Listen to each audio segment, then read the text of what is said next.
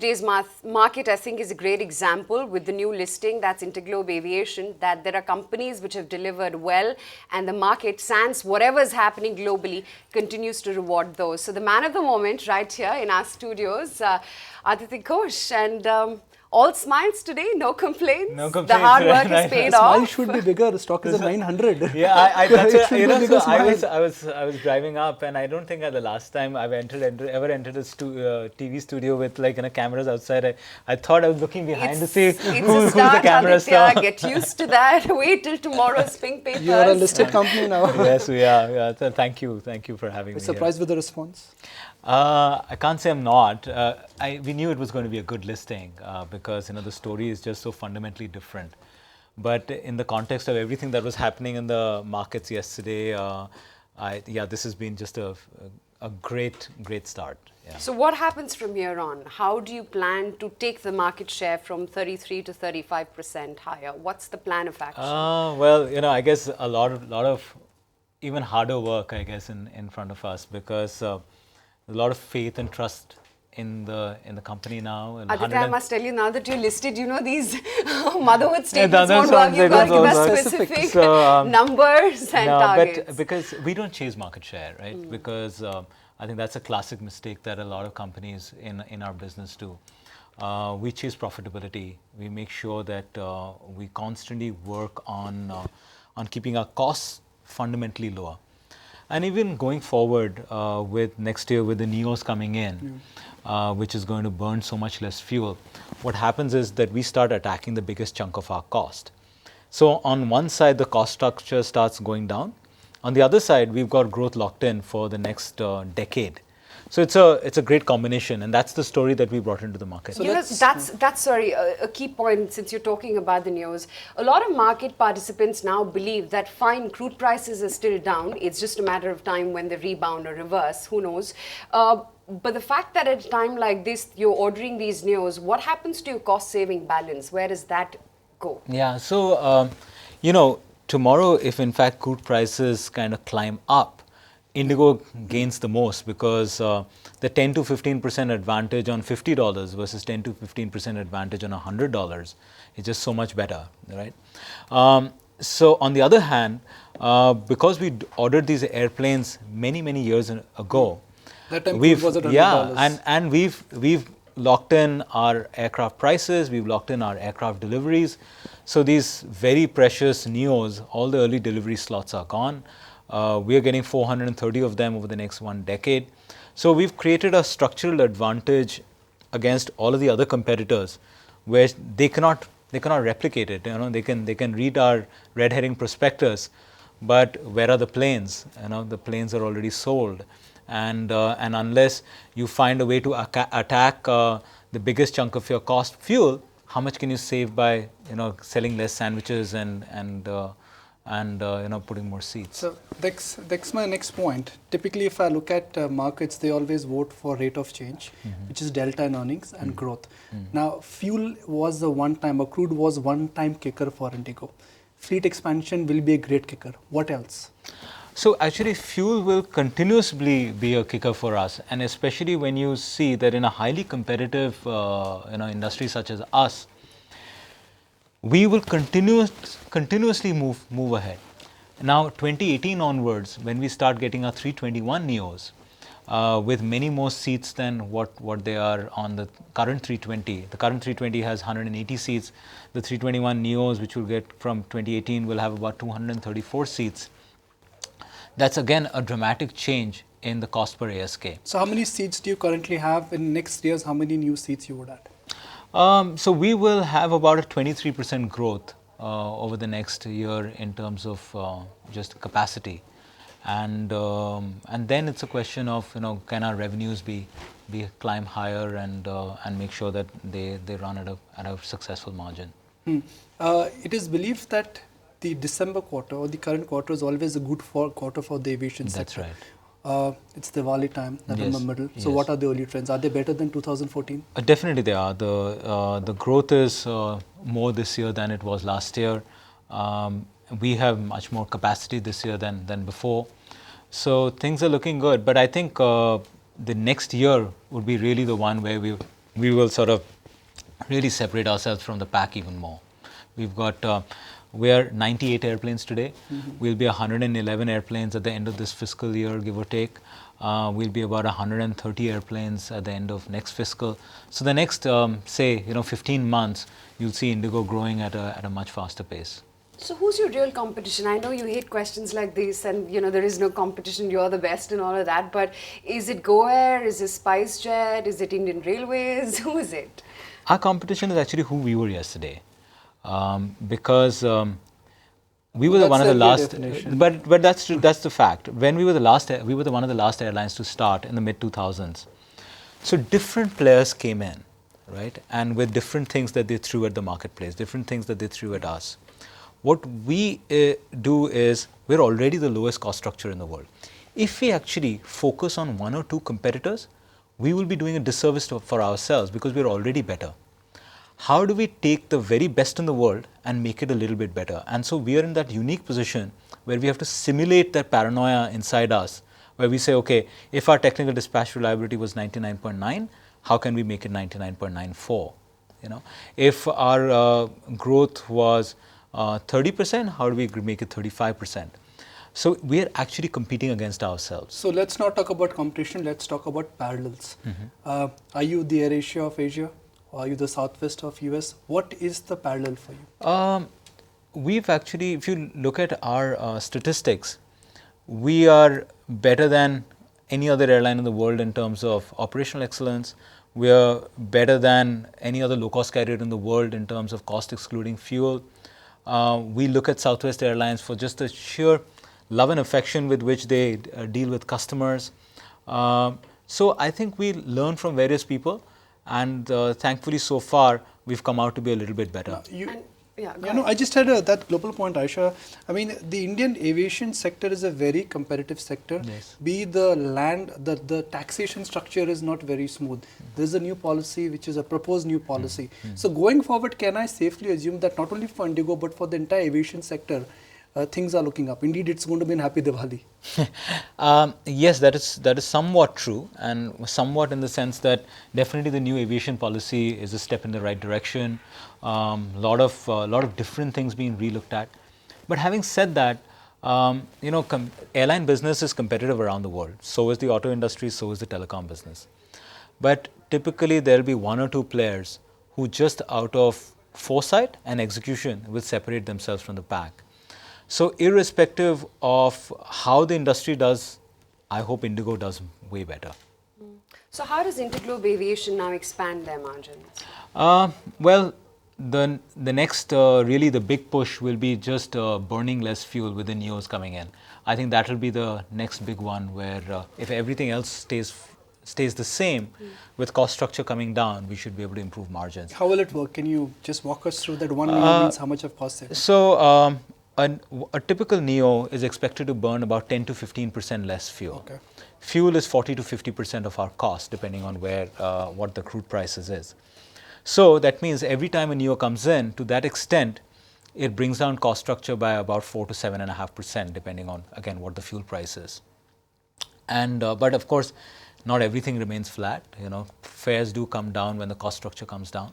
Then you've got to find ways to hold on to that margin and not pass everything out into the marketplace. As you've seen, we don't do flash sales. We don't throw airport lounges and free food at customers.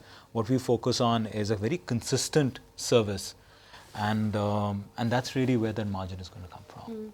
So how much debt comes down post the IPO process? How much about of it 30, are you using? About 30% will come down. So we, as you know, we do not have any non-aircraft debt at all. No working capital loans, never had. The only debt we have is secured by our aircraft, by 22 of our finance lease airplanes. And about 30% of that will go down in one shot. Give me a number. So I think we are going to bring it down by about 1,200 odd crores. Okay. So what will be left is about 2,700 crores, which in a business of ours, like ours, which is completely aircraft related debt, is a very low number. And how do you plan to retire the balance 2,700? At the right time, it's a little bit opportunistic, because these 22 airplanes also give us a depreciation shield, and they're on our books, and you want to keep a little bit of a mix. So probably at the right time. I'm not quite sure that we'll do it right away. I want to focus on the cash flow picture. Profitability is one aspect, but a good company also has to have a sense of cash flow. Yes. Historically, airline businesses have never ever generated strong cash flow. Yes. Now that news would kick in, Yes. what happens to their cash flow position? In the last 4 years, IndiGo generated $1.3 billion of cash. And we are one of the most cash generating airlines in the world. So in fact, you know, I always struggle with the answer to the question that Ayesha asked, what's next? Because it's actually the same old, same old. we want to be profitable. Yeah. We want to generate a lot of cash. We want to create job opportunities. We want to look at the growth in India. So in some ways, we're in this thing for a marathon, and every once in a while we sprint. I'd like to draw your attention to a margin picture. For the quarter gone by, according to your document, your listing document, margins were in double digit. They are definitely higher than what you've reported historically. Yeah. So what you've reported for the quarter gone by, again, the listing data, is that largely because of a crude bump up, or your margins will be double digit in the foreseeable future? Who knows where the margin will be, because you know it president knows depends everything. because it depends on what the fuel price is. Our net profit margin was 15% in fiscal 15. Our EBITDA margin in quarter one was 37%. These are some of the highest that the world has ever seen. But having said that, again, what I point out to, if the past is any prediction of the future, is that irrespective of what the fuel price was, where the dollar was, what the country did, we were profitable, and we were hugely profitable. So why don't you clear the air on your dividend policy, something which attracted a lot of Yes. serious criticism? Actually, more than criticism, I think it was questions, and we got a chance to explain. Our dividend worldview, and it's not a policy, is the same as we have done in the past. We have, in the last 4 years, dividended out more than $600 million of cash. We absolutely have the ambition to be a dividend-paying stock. So let's see how the future brings. So it's been the blue chip of investors so far. Do you think with the gap up that the stock has had today, there's still appetite and room for further gains? Are your global investors going to stick by? Will more come in? You know, I'm actually no expert on the market, but what I see is the book was so oversubscribed that there is all that demand, still coming in. So, and then step away from all of this, go back to running an airline. It's On time, unfortunate. every time, Yeah. right? It's unfortunate the retail guys never bought into it. It's very, very unfortunate. The point me and Ayesha were discussing in the morning, I wish retail participation would have been higher. And you know, look at how the thing opened up today. But it's okay. It's like, you know. What is the there's secret behind this on-time policy? a huge amount of focus. Yeah? Huge amount How of do you focus. achieve it again and again? We don't do a whole bunch of different things. We don't give free food. We don't do lounges. We don't do red and blue carpets. We do only 2 or 3 things: low cancellations, clean Thankfully, airplanes, there's on tea time. on board now. Yes. So we just focus on that. You know, human beings can do a lot when they focus on a few things. So when do we catch a flight to New York on Oh, an IndiGo hopefully plane? never, because you know, it just Why? completely vitiates the model, distracts you completely from what makes this thing successful. That is what many large airlines have made that classic mistake. And look at the most successful ones: Southwest, Ryanair, EasyJet, Vueling. They just stick to that same model. There must be something that Southwest must be thinking after 40 years, sticking to the same aircraft, sticking to America, becoming the largest domestic carrier, and of course being valued at more than $25 So billion. you're not adding any international routes, is it? International will be only in the region where we are accidentally crossing a border to a Dubai or a Singapore or Bangkok. Kathmandu or And Bangkok. technically, in their fleet, Neo, you cannot fly far also. We can fly. We'll add 300 nautical miles, but it's more to do with where is the opportunity and how do you make sure that you stick to the knitting. So you will stick to these international Narrow body airplanes. Yeah. So what is the split between international and domestic traffic? About 94% of our capacity is dedicated towards domestic, because this is the most exciting aviation market in the world. And I don't see that changing, because if And, news are coming in, that would be catered to domestic market. Well, you will do some international to that extent, as I said, in the region. So there's a lot of opportunity. And there's Doha, there's Kuwait, there's Sharjah, there's Colombo, there's Kuala Lumpur. But there are 25 more cities in India that we are not even So how touching many new today. routes?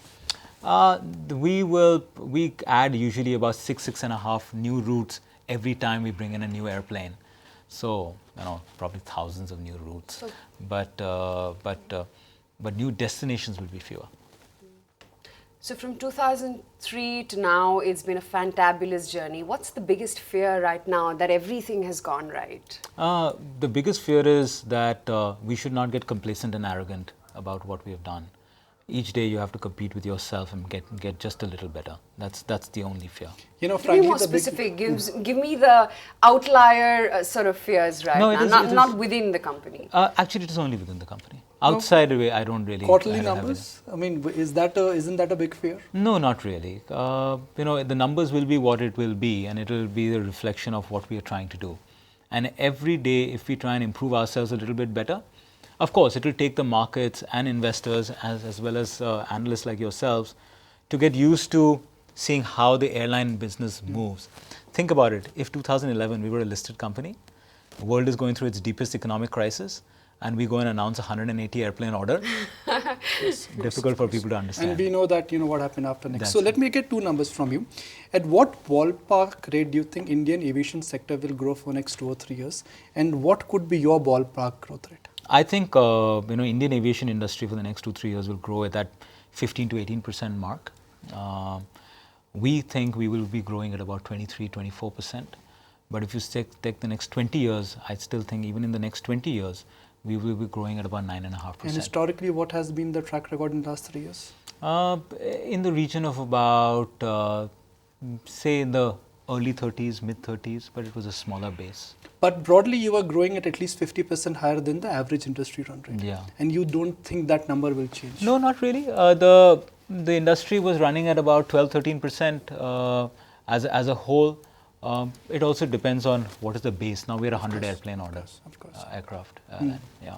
So IndiGo is not low cost. It is not premium. It is very low cost. No, it is not low cost. Come on. So anybody can I can fly cheaper, trust me. Yeah, so anybody can be low fare. And there are, I think, 6 low fare airlines in India. But there's only one low cost airline. Oh, so it's now low fare and low cost, right? Always. You've added that always. category. How much money do you make by selling sandwiches and hot tea now? Not very much. Yeah. But it'll be I think food sales will be a very, very small percentage of total revenue. But ancillary revenues as such are growing. Yeah. Which is one aspect which is making you happy about the new proposed aviation policy, which is that one self-handling of airlines. Yeah? Self-handling, because outsourcing of ground handling can be very severely detrimental to the cost structure of an airline. Allowing self-handling will help us bring down cost structure. And of course, for an airline like IndiGo, where we are so operationally focused, we are able to keep things under our control, so you'll be able to fly the planes even more better on time. So what will change? So, we've always done self-handling ourselves. But other than a few third party? Yeah, we don't have a third party. Other than a few places where we are forced to, we'll do more and more self-handling. What about cargo business? Now new aircrafts means that there's scope for the cargo business also to We do about 6.5% of our total revenue came from belly cargo in Q1. So something that we will continue to focus on. Absolutely, there is an opportunity. We won't be a cargo airline, but we'll do a lot of belly cargo. Who has the pricing power in the aviation sector? Anybody who wants to throw the next 600 rupees to the customer you see how and turn into understand the business and turn into a low fare airline. I think it depends on. It kind of happens on 2-year sort of periods. There'll be everybody and their mother throwing a flash sale on Diwali. Then they'll get religion. No, we don't, because that's not fair though. I mean, for us it is that neither do we do the 600 rupee fare nor do we do the 30,000 rupee fare. We try and keep it predictable and consistent, and I think that's what's worked for us. The new cess, how will life change? Nothing? May not, because it will be again equal for everyone. But it could have a very positive impact if indeed that money that is collected is again put back into the aviation industry in terms of infrastructure and smaller airports, and more than anything else, I think the big change will be when we start doing low cost airports, because a lot of the money that you spend between Delhi Bombay fares is actually going to the airports. Yeah. If you can bring that down, that will bring down the overall cost structure. Cute cess, right? Is that the airport one? No. There's nothing cute about it. It is not. That was sarcastic. But yeah. So did your investors call you today? I've got a whole bunch of messages which ET now is not allowing me to look at. But yeah, my phone is full of messages, and most of them reroute congratulate. your phone to mine. I will read them out for you. So when do you come out? Is it true that Rakesh Jhunjhunwala is invested? A lot of higher net worth individuals Which have are the invested. other ones? Why don't you tell me more names then, including one more? I'm not going to get now into that you're trouble. listed, it's all public I'm knowledge. not going to get into trouble with used to SEBI it. just on the first few hours of Your this shareholding thing. will be made public very soon. I mean, that's standard disclosure. And that's when we will disclose Okay. it. So let me ask a final question from my side, and then maybe Ayesha can take one more. When will you come out with your results, first results in this listed avatar? And definitely, so it'll be, of course, after the 3 quarters are over. And we'd like to, we're still working out the dates, but we again, very true to IndiGo, we'll try and pick a date which we then stick to quarter after quarter. So let me block our date with you. First interview to ET now. Yes, right here in I'm the going to be in trouble with a lot of people. We don't care about that. Well, we'll let you go. Thank you so much, You have a flight to Ayesha. catch right now. I actually do, do. and clearly the 1:30 flight and the 2:30 flight, they won't wait for me. So I'm going to try and So the take planes the wait 3:30. for you, is it? No, they don't. They don't. So He they said don't. they Yeah, don't. they just will. I have actually been offloaded yeah? several times. Like, Mr. Ghosh, no, next one. Confession of the president of InterGlobe. Really appreciate it. Thank you so very much. Thank you so much. Congratulations. Thank you, Happy Ayesha. Wish you a Diwali. very, very happy Diwali to all of you. Find us on Facebook at facebook.com/ETNow and don't forget to click the like button. You can also follow us on Twitter at ETNowLive. To stay updated with all our programming, hit the subscribe button on our YouTube channel by logging on to youtube.com/user/ETNow.